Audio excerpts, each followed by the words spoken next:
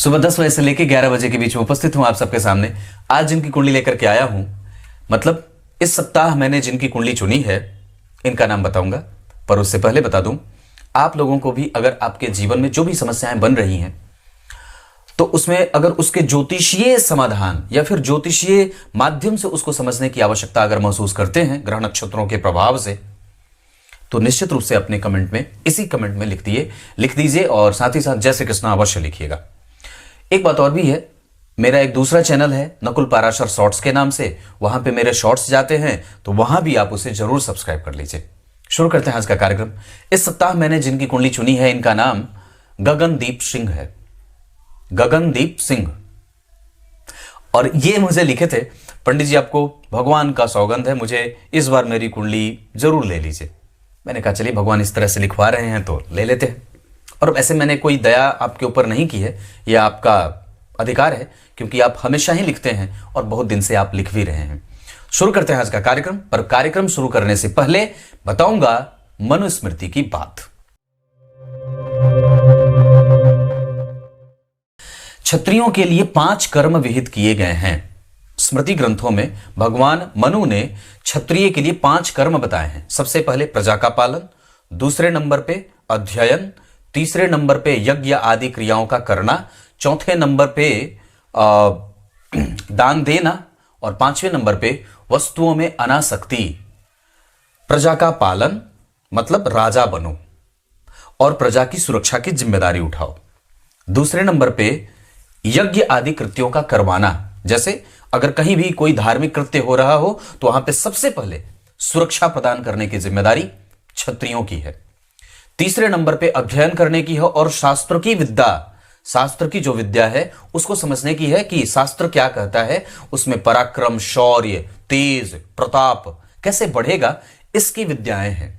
और उसके अतिरिक्त चौथे नंबर पे दान का प्रभाव, दान देने का काम, दान करता रहे, राजा दानी होना चाहिए। और 5वें नंबर पे वस्तुओं में अनासक्ति होनी चाहिए, आसक्ति नहीं, क्योंकि आसक्ति से आपका प्रलोभन होता है, आप उसमें प्रलोभित होते हैं और चीजों को फिर त्यागना आपके लिए बड़ा मुश्किल होता है।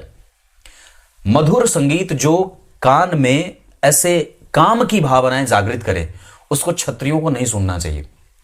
कोई भी ऐसे दृश्य नहीं देखने चाहिए जिससे उनके अंदर काम की प्रबलता बढ़े, क्योंकि ये दोनों ही चीजें आपको आपके लक्ष्य से भटकाने का काम करती हैं।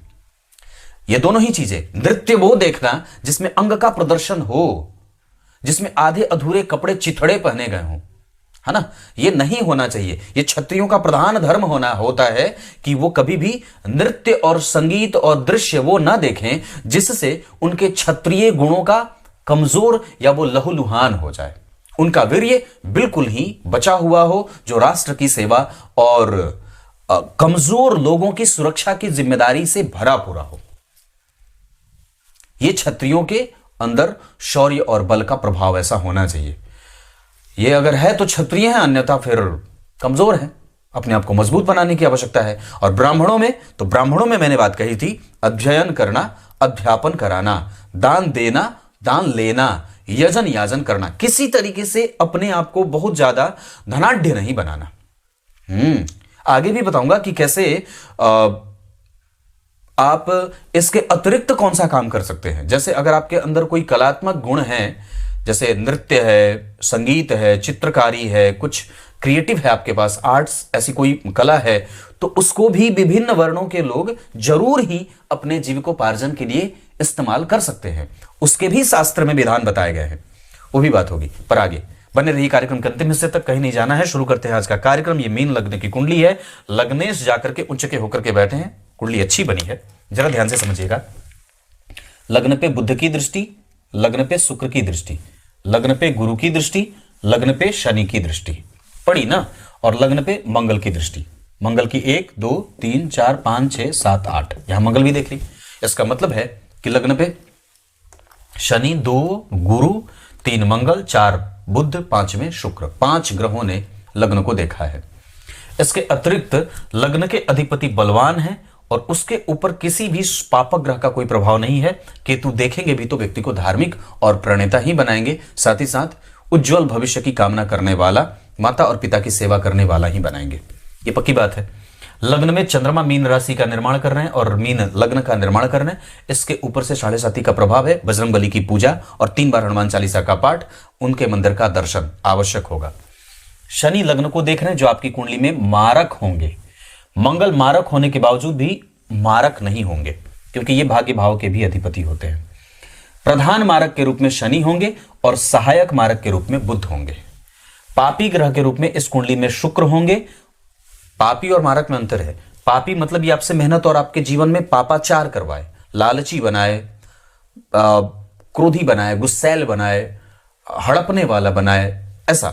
पर मारक मतलब आपके जीवन में वो बाधाएं और समस्याएं उत्पन्न करेगा या आपको मारने का काम करेगा। उसके जीवन में, उसकी दशाओं में कष्ट होने का योग है। जैसे आपकी कुंडली में चंद्रमा 7 डिग्री के हैं, ठीक बैठे हैं। लग्न बना है 3 डिग्री 49 कला का। उत्तरा भाद्रपद का उत्तरा भाद्रपद नक्षत्र का यह लग्न बना है। उत्तरा भाद्रपद नक्षत्र के पहले चरण का लग्न बनेगा, 3 डिग्री का है। तो उत्तरा भाद्रपद नक्षत्र के पहले चरण, अब उत्तरा भाद्रपद नक्षत्र और उसके पहले चरण, तो जब इसमें आप तुलना करते हैं तो विचार करके देखिएगा तो आपकी कुंडली में सूर्य का प्रभाव स्वग्रही है और शनि जो है वो लग्न को देख रहे हैं। ये परस्पर दोनों शत्रु हैं, है ना।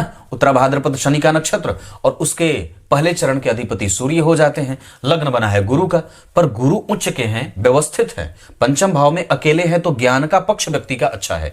यानी कि व्यक्ति एजुकेशन से और साथ ही साथ सूर्य और मंगल के ऊपर किसकी दृष्टि है? शनि की दृष्टि है। मंगल किसके साथ बैठे हैं? सूर्य के साथ, दृष्टि शनि की है। तो मंगल के ऊपर यानी कि व्यक्ति का धन कहां से आएगा? यानी कि सरकार, यानी कि सूर्य से या तो फिर शनि से।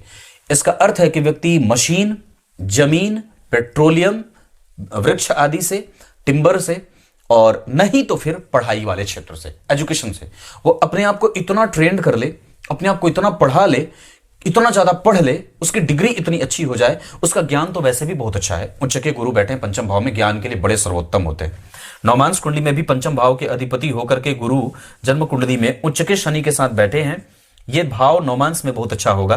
दाम्पत्य बहुत अच्छा हो रहा है, भाग्यबल बहुत अच्छा है। मंगल यहां देख रहे हैं अपनी राशि को, तो चारित्रिक रूप से व्यक्ति को कमजोर नहीं होने देंगे और अपने पितरों का पूजक होता है। दशमांश कुंडली में मंगल का यहां बैठना ये सर्वोत्तम होता है। शुक्र और चंद्रमा का स्वग्रही एक साथ मित्र की राशि में बैठना, यहां के अधिपति शनि इसको देख रहे हैं। परस्पर परिवर्तन में ये धनवान योग बनाएगा और इस कुंडली में एक नहीं असंख्य धन योग बने हैं।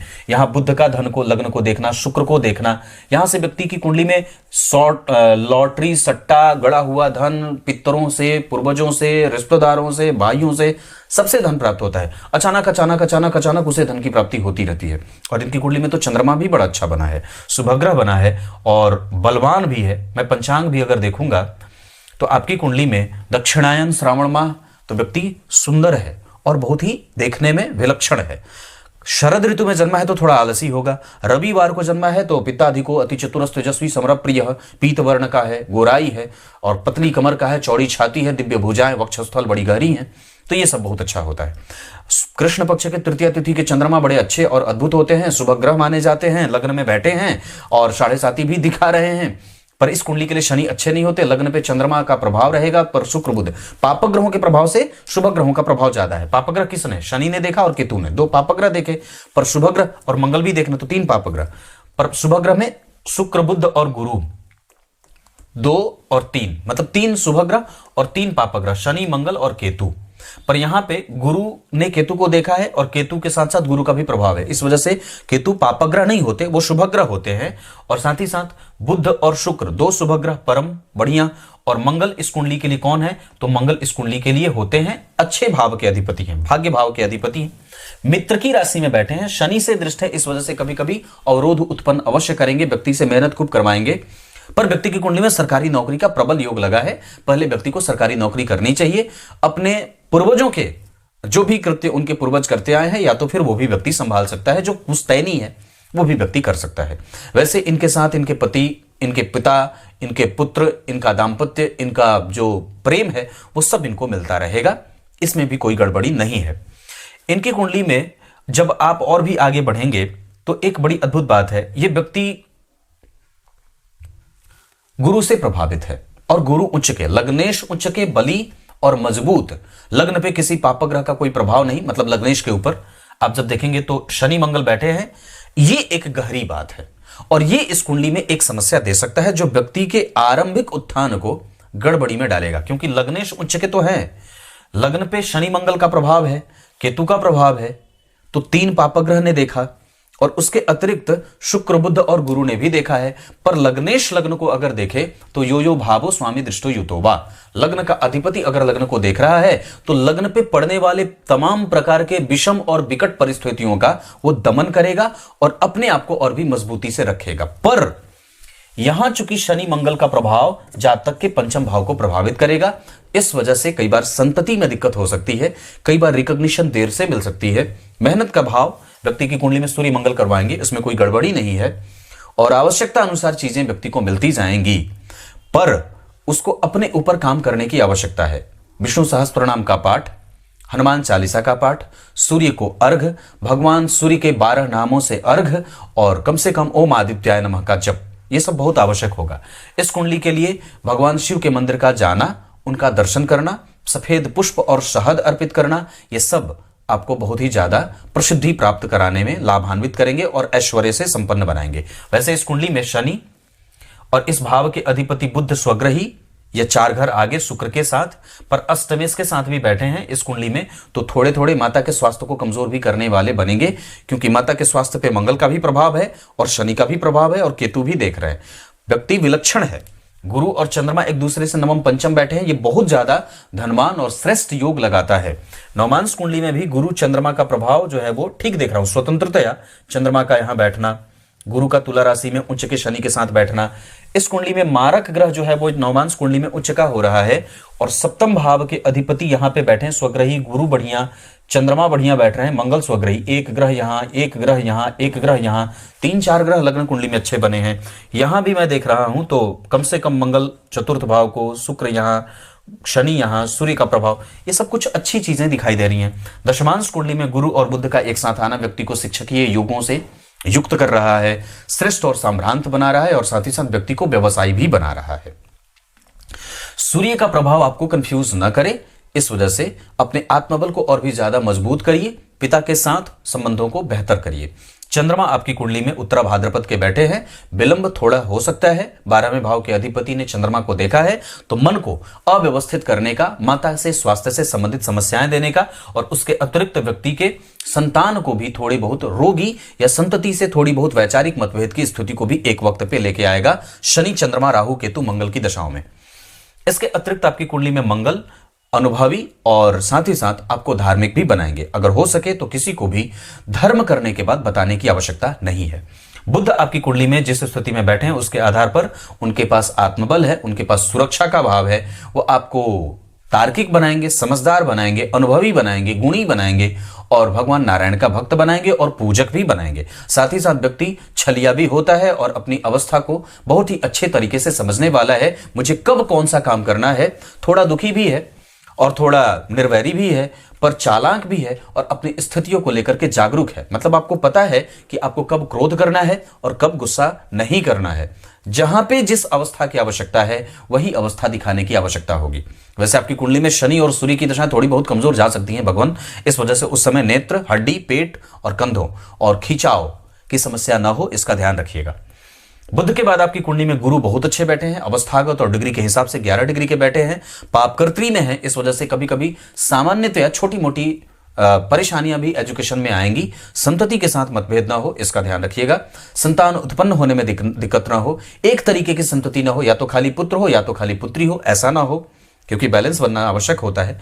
ये सब चीजें होती हैं। वैसे आपकी कुंडली में आप मंगलिक नहीं हैं, चंद्र कुंडली से भी मंगलिक नहीं है, लग्न कुंडली से भी मंगलिक नहीं है।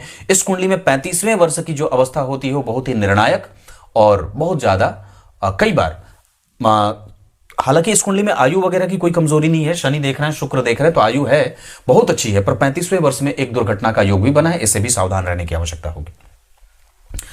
बुध के बाद गुरु, गुरु के बाद शुक्र की अगर बात करूंगा तो आपकी कुंडली में वो ठीक बैठा है। मैं समझता हूं कि आपकी कुंडली का दांपत्य ठीक रहेगा, पर शुक्र के ऊपर बुध का प्रभाव है और शनि का प्रभाव चंद्रमा को प्रभावित कर रहा है। इस कारण से आपको अपने मन मस्तिष्क को और साथ ही साथ अपने जो इंद्रियों पे वश करने की आवश्यकता है वो बहुत बढ़िया रहेगी। मतलब आप हो सके तो अपने आप को कंट्रोल करिए, अपने आप को चंचल मत बनाइए, नेत्र को और भी स्थिर बनाइए, मित्रता अच्छे लोगों से करिए, किसी पे भरोसा ना करिए, जितना ज्यादा हो सके तार्किक बनाइए। आप अपरिवर्तनशील नहीं है, परिवर्तन प्रिय हैं। बहुत जल्दी जल्दी बदलना आपको अच्छा लगता है। मीन लग्न के और राशि के होने के कारण आप थोड़े कान के कच्चे हैं और कई बार आप बहुत ज्यादा दार्शनिक भी हो जाते हैं। मतलब कई बार जहां जो ज्ञान नहीं देना चाहिए वहां भी वो ज्ञान देने लगते हैं। इस चीज को थोड़ा कम करिए। उसके अतिरिक्त आप थोड़े आलसी भी हैं और इसके अतिरिक्त व्यक्ति जो है वो कल्पना प्रिय है। आपकी कल्पना शक्ति बड़ी अच्छी है, तो आपका ड्राइंग बहुत अच्छा है, आप बहुत अच्छा विचार कर सकते हैं, आप बहुत अच्छे बिजनेसमैन बन सकते हैं। नौकरी करने के साथ साथ व्यक्ति व्यवसाय भी कर लेता है और एक वक्त पे आने के बाद सामाजिक गतिविधियों में उसका झुकाव थोड़ा कम होता है और वो थोड़ा निराशा से युक्त होकर के अकेले जीवन जीने वाला हो जाता है। शुक्र आपकी कुंडली में ठीक है, शनि आपकी कुंडली में बेहद अच्छे हैं, पर मंगल की राशि में चतुर्थ भाव में बैठे हैं। हृदय क्षेत्र परेशान ना हो और कई बार कंधों में, कमर में, घुटनों में ऐसे आदि आदि में दर्द ना हो। कई बार माता को रोग ना दे, इसका भी ध्यान रखना होगा। पीछे राहु, आगे गुरु, पीछे राहु बैठे हैं, इस वजह से कई बार माता के स्वास्थ्य को कमजोरी मिल सकती है। बुद्धि बहुत ज्यादा लगाने की आवश्यकता नहीं है, व्यय बहुत ज्यादा करने की आवश्यकता नहीं है। धन कमाने का योग है। अभी आपकी कुंडली में दशा चल रही है बुध की, जो इस कुंडली का मारक होता है, मैंने जैसा कि कहा है। तो सहायक मारक के रूप में बुध और शनि दोनों मारक होंगे। मारकेश इस कुंडली में मंगल होते हुए भी मारक नहीं होंगे और इस कुंडली में वो आपके भाग्य को बल देंगे। आपके साथ ये 12वें भाव में बैठे हैं, शनि के भाव की स्थिति को देख रहे हैं, इस वजह से कई बार छोटी मोटी बेवजह की यात्राएं भी करवाएंगे। और उसके बाद 8वीं दृष्टि से लग्न को गुरु और मंगल का शिक्षकीय योग आपके गुणों का बढ़ाने वाला और श्रेष्ठ बुद्धि का बना रहे हैं। जहां व्यक्ति का कन्विंसिंग कैपेसिटी बहुत अच्छा हो, उसकी जो कैपेसिटी होती है वो बहुत अच्छी होती है। पराक्रमी, हठी, जिद्दी, गुस्सैल और तार्किक होता है। समझदार होने के साथ साथ वीर्य का संरक्षणकर्ता बन जाइए तो ज्यादा बढ़िया रहेगा। शनि के बाद शनि थोड़े कमजोर हैं, 3 डिग्री के हैं, पर ये बहुत अच्छी बात है कि कमजोर ही रहे। पर यहां आकर के वो भगवान ने उच्च का कर दिया है खुद को और यहां पे गुरु की दृष्टि जा रही है। वैसे दाम्पत्य आपकी कुंडली में खराब नहीं होगा, चल अचल संपत्ति आपकी पत्नी के नाम पे भी लिया जा सकता है, पर कुंडली मिला लेना ज्यादा बढ़िया रहेगा क्योंकि इसके ठीक पीछे केतु मंगल का प्रभाव है और कम से कम राहु का प्रभाव जन्म कुंडली में चतुर्थ भाव पे है, तो राहु मंगल का प्रभाव यहां रहेगा। इस वजह से कई बार मतभेद के योग बनेंगे, तो वो ना हो इस वजह से कुंडली और उसमें तत्वों का मेल बहुत आवश्यक होगा। राहु उच्च के हैं, रोहिणी नक्षत्र में, चंद्रमा लग्न में बैठे हैं और अपने उच्च की राशि से 3 घर, लग्नेश का पंचम भाव में जाना बहुत अच्छा। धन भाव के अधिपति का अपने भाव से 5 घर जाना, पर सूर्य के साथ ये दारिद्र दोष भी दिखाएगा। तीसरे भाव के अधिपति और 8वें भाव के अधिपति का लग्न को देखना मेहनती या मेहनत करने को मजबूर करे। शुक्र की दशा कमजोर जा सकती है। चतुर्थ भाव के अधिपति का स्वग्रही अपने भाव से 4 घर जाना, माता के सुख और माता के प्रभावों में कई बार कर्कशता भी देखने को मिल रही है। उनके साथ मतभेद मत करिएगा, जितना ज्यादा हो सकेगा उनके साथ अनुशासन, वो अनुशासन पसंद है उनको वैसा ही दिखाते रहिएगा।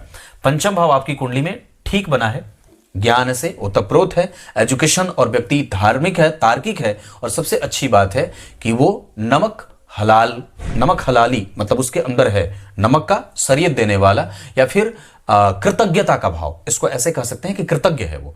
देश सेवा के प्रति, देश के लिए समर्पित होना, देश के लिए अच्छे भाव रखने वाला, राष्ट्रवादिता के गुणों से भरा पूरा होता है।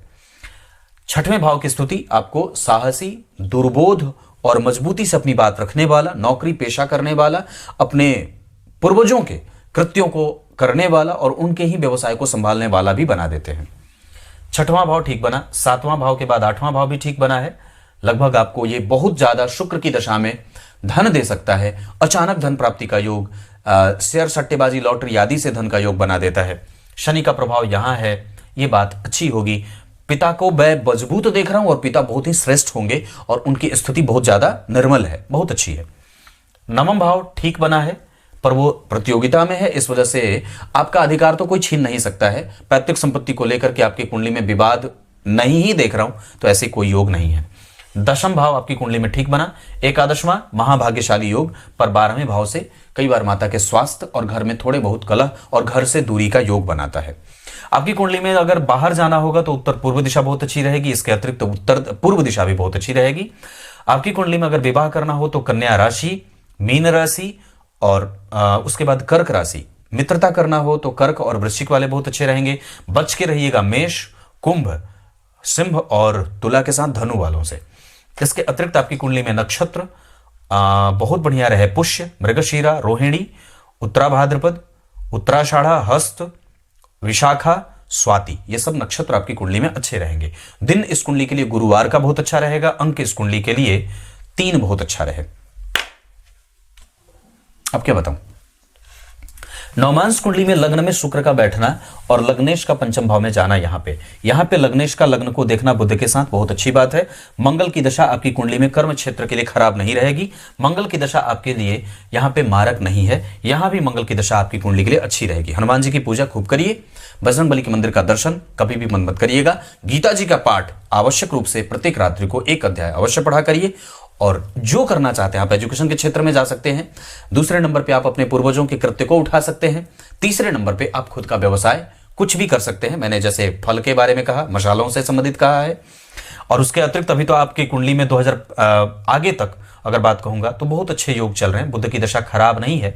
वैसे आपकी कुंडली के लिए वो नवांश कुंडली में भी वर्गोत्तम ही हो रहा है। 2032 तक बुध की दशा अभी रहेगी। इसके अतिरिक्त आप पढ़ने का क्षेत्र आपकी कुंडली के लिए बहुत अच्छा रहेगा।